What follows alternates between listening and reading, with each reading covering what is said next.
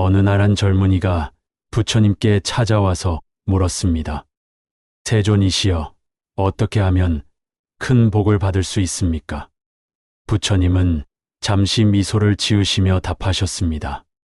부모를 공경하고 섬기는 것이 가장 큰 복이니라.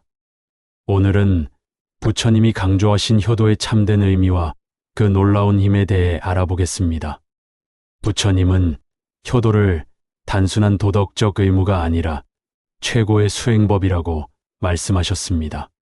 불교 경전인 증일암경에는 이런 말씀이 있습니다. 부모를 공양하는 것은 모든 복의 근본이요 모든 공덕 중에서 가장 큰 것이니라. 왜 부처님은 효도를 이토록 강조하셨을까요? 첫 번째, 부모의 은혜가 한없이 크기 때문입니다. 부처님은 부모운중경에서 부모의 은혜를 10가지로 나누어 설명하셨습니다. 어머니가 아이를 잉태했을 때부터 시작되는 은혜, 10달 동안 뱃속에서 기르며 겪는 고통, 목숨을 걸고 출산하는 위험, 밤낮으로 돌보며 기르는 정성, 병들었을 때 자신의 목숨보다 소중히 여기는 사랑, 좋은 것은 모두 자식에게 주고 자신은 참는 희생, 자식이 잘 되기를 간절히 바라는 마음, 자식을 위해서라면 무엇이든 하려는 헌신, 나이 들어서도 자식 걱정을 놓지 못하는 사랑, 죽는 순간까지 자식의 행복을 빌어주는 정성. 이 모든 은혜를 생각하면 평생을 다해도 갚기 어렵다고 하셨습니다. 두 번째, 효도는 자신의 복을 쌓는 가장 확실한 방법이기 때문입니다. 부처님은 말씀하셨습니다. 부모를 공경하는 자는 현세에서도 안락하고 내세에서도 천상에 태어나리라. 실제로 경전에는 효도로 인한 신통한 이야기들이 많이 나옵니다. 한 가난한 청년이 홀어머니를 극진히 모셨는데 어머니가 원하시는 과일을 구하기 위해 산속을 헤매다가 보배를 발견하게 되었다는 이야기. 병든 아버지를 위해 자신의 살을 베어 약을 만들어 드린 효자가 결국 큰 부귀를 얻게 되었다는 이야기. 이런 이야기들은 효도하는 마음 자체가 복을 부르는 힘이 있음을 보여줍니다. 세 번째, 효도는 마음을 정화시키는 최고의 수행이기 때문입니다. 부처님은 효도를 통해 아상과 이기심을 없앨 수 있다고 하셨습니다. 자신보다 부모를 먼저 생각하는 마음, 자신의 편안함보다 부모의 안위를 우선하는 마음, 자신의 욕심을 내려놓고 부모의 뜻을 받드는 마음. 이런 마음을 기르다 보면 자연스럽게 자아에 대한 집착이 줄어들고 자비심이 늘어난다는 것입니다. 부처님 시대에 이런 일이 있었습니다. 한 젊은 비구가 부처님께 와서 말씀드렸습니다. 세존이시여, 저는 출가하여 수행에만 전념하고 싶은데 늙은 부모님을 모시는 것이 수행에 방해가 됩니다. 부처님은 엄하게 말씀하셨습니다. 어리석은 자여, 부모를 버리고 하는 수행이 무슨 소용이 있겠느냐. 부모를 공양하는 것 자체가 최상의 수행이니라. 이 말씀을 듣고 그 비구는 깨달았습니다. 진정한 해탈은 세상을 버리는 것이 아니라 사랑과 자비를 실천하는 것임을 알게 된 거죠. 네 번째, 효도는 모든 선업의 기초가 되기 때문입니다. 부처님은 말씀하셨습니다. 부모에게 효도하지 않으면서 남을 위한다는 것은 거짓이니라. 가장 가까운 사람인 부모도 제대로 사랑하지 못하는 사람이 어떻게 다른 사람들을 진정으로 사랑할 수 있겠냐는 의미입니다. 효도하는 마음을 기초로 해야 진정한 자비심이 생긴다는 뜻이기도 해요. 실제로 역사를 보면 효자 효녀들 중에 성인이나 위인이 된 사람들이 많습니다. 부모를 사랑하는 마음이 확장되어 이웃을 사랑하고 나아가 모든 중생을 사랑하게 되는 거죠. 다섯 번째, 효도는 현세에서 즉각적인 복을 가져다 주기 때문입니다. 부처님은 효도의 현실적인 이익에 대해서도 말씀하셨습니다. 부모를 공경하는 자는 장수한다. 부모를 섬기는 자는 무병하다. 부모를 기쁘게 하는 자는 부귀하다. 부모의 마음을 편안하게 하는 자는 명예롭다. 이런 말씀들은 그냥 관념적인 이야기가 아닙니다. 실제로 효도하는 사람들을 보면 이런 복을 받는 경우가 많아요. 부모를 극진히 모시는 사람들은 대체로 건강하고 장수합니다. 효도하는 마음 자체가 스트레스를 줄이고 마음을 평안하게 만들기 때문이에요. 부모를 기쁘게 해드리려고 열심히 일하는 사람들은 성공하는 경우가 많습니다. 부모님이 자랑스러워하실 만한 사람이 되려는 동기가 큰 추진력이 되거든요. 부모님의 기도와 축복을 받는 사람들은 운이 좋아집니다. 부모의 간절한 기원이 보이지 않는 힘이 되어 도움을 주는 거죠. 6번째, 효도는 죽음의 순간에도 큰 힘이 되기 때문입니다. 부처님은 임종 때의 마음가짐이 내세를 결정한다고 하셨습니다. 효도한 사람은 죽을 때 후회가 없습니다. 내가 부모님께 잘했구나라는 마음으로 평안하게 세상을 떠날 수 있어요.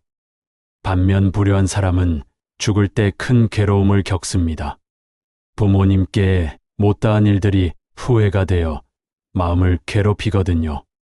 경전에는 이런 이야기가 있습니다. 한 부자가 평생 부모를 홀대하며 살았습니다. 돈 버는 데만 관심이 있었고 부모님께는 최소한의 생활비만 드렸어요. 그 사람이 죽을 때 큰 고통을 겪었습니다.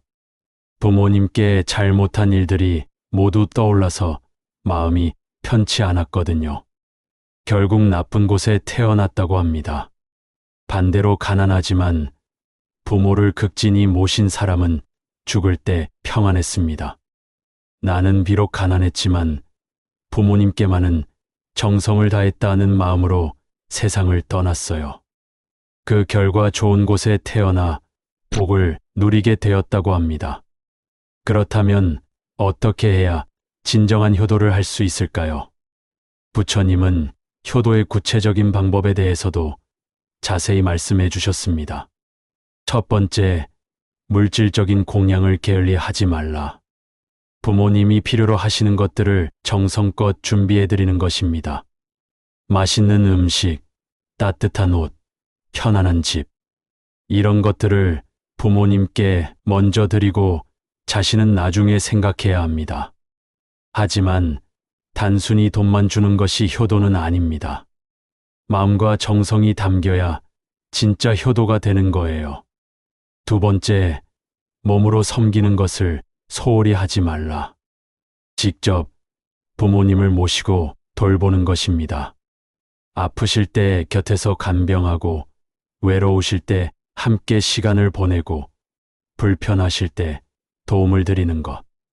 요즘은 바쁘다는 이유로 이런 것들을 다른 사람에게 맡기는 경우가 많은데 부처님은 이를 진정한 효도라고 하지 않으셨습니다. 세 번째, 마음으로 공경하는 것이 가장 중요하다. 부모님을 마음으로부터 존경하고 사랑하는 것입니다. 겉으로만 잘하는 것이 아니라 진심으로 부모님을 소중히 여기는 마음. 이런 마음이 있으면 자연스럽게 말과 행동이 공손해집니다. 부모님 말씀을 귀담아 듣고 뜻을 받들려고 노력하게 되죠. 네 번째, 부모님의 명예를 빛나게 하라. 자신이 훌륭한 사람이 되어서 부모님을 자랑스럽게 만드는 것입니다. 부모님이 내 자식이라고 말씀하실 때 가슴이 뿌듯하시도록 만드는 거예요. 이것이야말로 최고의 효도라고 부처님은 말씀하셨습니다. 다섯 번째, 부모님이 죄를 짓지 않도록 도와드려라. 때로는 부모님이 잘못된 길로 가시려고 할 때가 있습니다. 그럴 때는 정중하지만 단호하게 말려드리는 것도 효도라고 하셨어요. 무조건 부모님 말씀에 따르는 것만이 효도가 아니라 부모님이 올바른 길로 가시도록 도와드리는 것도 필요하다는 뜻입니다. 6번째, 부모님이 돌아가신 후에도 계속 공양하라. 부모님이 살아계실 때만 잘하는 것이 아니라 돌아가신 후에도 명복을 빌어드리고 선업을 쌓아 그 공덕을 회양해드리는 것. 부처님은 이것을 무궁한 효도라고 하셨습니다. 현대에는 효도에 대한 인식이 많이 바뀌었습니다. 개인의 자유가 중요하다. 부모 때문에 내 인생을 포기할 수 없다. 이런 생각들이 많아졌어요. 하지만 부처님의 가르침을 보면 이런 생각 자체가 착각임을 알 수 있습니다. 효도는 자신을 희생하는 것이 아니라 자신을 완성시키는 길입니다. 부모를 섬기면서 얻게 되는 덕목들. 인내심, 배려심, 희생정신, 감사함, 겸손함. 이런 것들이야말로 인간을 성숙하게 만드는 보물들이거든요. 효도하는 사람은 다른 사람들도 저절로 존경하게 됩니다. 부모도 제대로 섬기지 못하는 사람을 누가 신뢰하겠어요. 반면 부모를 극진히 모시는 사람은 어디서나 인정받습니다. 저 사람은 믿을 만하다. 저런 사람이 진짜 좋은 사람이다. 이런 평가를 받게 되죠. 효도는 또한 자녀 교육에도 최고의 방법입니다. 아이들은 부모가 조부모를 대하는 모습을 보고 배웁니다. 부모가 조부모를 공경하면 아이들도 부모를 공경하게 되어요. 반대로 부모가 조부모를 소홀히 대하면 아이들도 나중에 부모를 그렇게 대하게 됩니다. 효도는 대물림된다는 말이 여기서 나온 거예요. 요즘 들어 효도에 관한 신기한 사례들이 많이 보고되고 있습니다. 치매에 걸린 어머니를 10년간 극진히 모신 아들이 사업에서 대성공을 거둔 이야기. 병든 아버지를 간병하며 공부한 학생이 의대에 합격한 이야기. 시어머니를 친어머니처럼 모신 며느리가 복권에 당첨된 이야기. 이런 이야기들이 단순한 우연일까요? 부처님이 말씀하신 대로 효도의 복이 나타나는 것 아닐까요? 물론 효도를 복을 받기 위해서 하는 것은 바람직하지 않습니다. 하지만 효도 자체가 가진 신묘한 힘은 분명히 존재하는 것 같아요. 효도의 가장 큰 장애물은 무엇일까요? 부처님은 이에 대해서도 명확히 말씀하셨습니다. 첫 번째는 암안심입니다. 내가 이렇게 성공했는데 왜 부모 말을 들어야 하나? 이런 생각이 효도의 가장 큰 적이라고 하셨어요. 아무리 성공해도 부모 앞에서는 자식일 뿐입니다. 이 사실을 인정하는 것이 효도의 시작이에요. 두 번째는 이기심입니다. 자신의 편이나 이익만 생각하고 부모님은 뒷전으로 미루는 것. 나중에 여유 있을 때 효도하지. 이런 생각이 불효의 원인이 됩니다. 세 번째는 게으름입니다. 효도는 지속적인 노력이 필요한 일입니다. 한 번 잘해드리고 끝나는 것이 아니라 매일매일 정성을 다해야 해요. 하지만 많은 사람들이 이런 지속성을 유지하지 못합니다. 네 번째는 무지입니다. 효도의 중요성을 제대로 모르는 것. 시대가 바뀌었으니까, 개인주의가 당연하니까. 이런 잘못된 생각들이 효도를 방해합니다. 그렇다면 바쁜 현대인들은 어떻게 효도를 실천할 수 있을까요? 완벽한 효도가 어렵다면 작은 것부터 시작하면 됩니다. 일주일에 한 번이라도 안부 전화를 드리기. 한 달에 한 번이라도 찾아뵙기. 부모님이 좋아하시는 음식 가져다 드리기.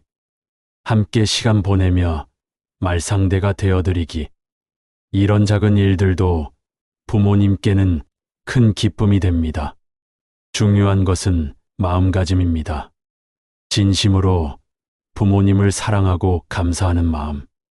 이런 마음만 있다면 방법은 얼마든지 찾을 수 있어요. 부처님은 또한 효도에도 지혜가 필요하다고 하셨습니다. 맹목적인 순종이 아니라 부모님께 진정 도움이 되는 것이 무엇인지 생각해야 한다는 뜻입니다. 때로는 부모님이 원하시지 않더라도 건강을 위해 필요한 일을 해드려야 할 때가 있어요. 때로는 부모님의 고집을 꺾어서라도 안전을 지켜드려야 할 때가 있고요. 이런 것들을 슬기롭게 판단하는 것도 효도의 일부입니다. 마지막으로 부처님이 강조하신 것은 후회 없는 효도입니다. 부모님이 살아계실 때는 그 소중함을 잘 모릅니다. 하지만 돌아가신 후에는 그때 더 잘할 걸이라는 후회에만 남게 되죠. 부처님은 이런 후회를 하지 않으려면 지금 당장 효도를 시작하라고 하셨습니다. 부모님이 살아계시는 지금이 효도할 수 있는 유일한 시간이니라. 오늘 이 글을 읽으신 분들은 지금 즉시 부모님께 연락을 드려보세요. 안부를 묻고 사랑한다는 말을 전해보세요. 그것만으로도 부처님이 말씀하신 효도의 첫걸음이 됩니다. 효도는 복을 받기 위한 수단이 아닙니다. 효도 그 자체가 복이고 효도하는 마음 자체가 깨달음입니다. 부모님께 감사하고 섬기는 마음, 그 마음이야말로 부처님이 우리에게 가르쳐 주신 최고의 보물입니다.